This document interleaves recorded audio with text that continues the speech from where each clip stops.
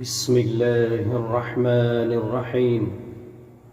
سبحان الذي أسرى بعبده ليلا من المسجد الحرام إلى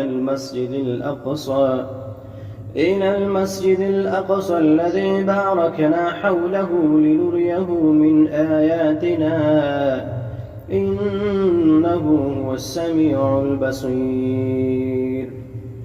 وآتينا موسى الكتاب وجعلناه هدى لبني إسرائيل ألا تتخذوا من دوني وكيلا ذرية من حملنا مع نوح إنه كان عبدا شكورا. وقضينا إلى بني إسرائيل في الكتاب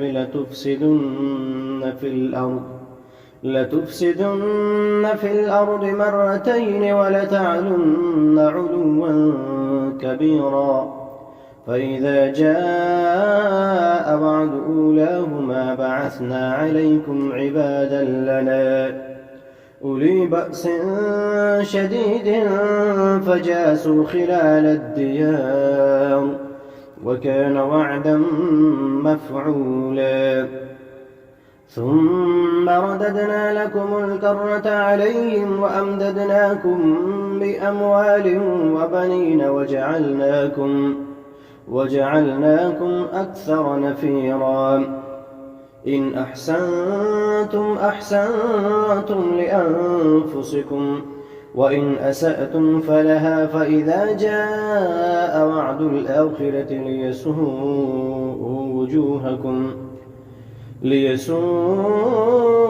وجوهكم وليدخلوا المسجد كما دخلوه أول مرة وليتبروا ما علوا تتبيرا.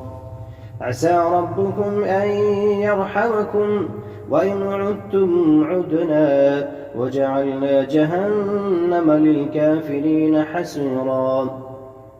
إن هذا القرآن يهدي للتي هي أقوم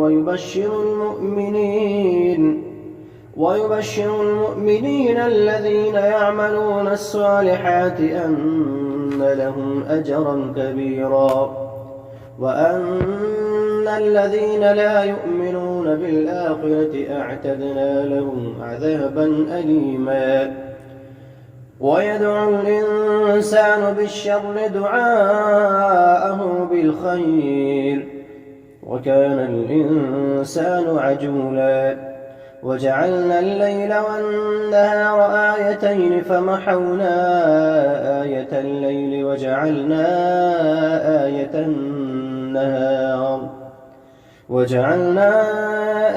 النهار مبصرة لتبتغوا فضلا من ربكم ولتعلموا عدد السنين والحساب وكل شيء فصلناه تفصيلا.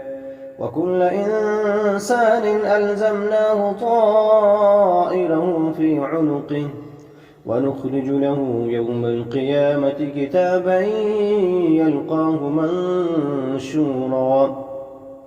اقرأ كتابك كفى بنفسك اليوم عليك حسيبا.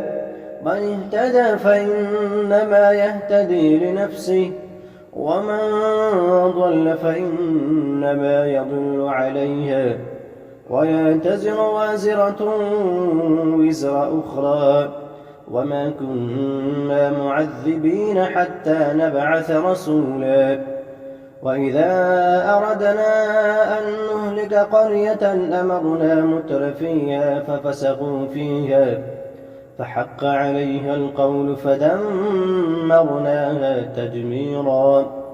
وكم أهلكنا من القرون من بعد نوح وكفى بربك بعباده خبيرا بصيرا. من كان يريد العاجلة عجلنا له فيها ما نشاء لمن نريد ثم جعلنا له جهنم يصلاها مذموما مدحورا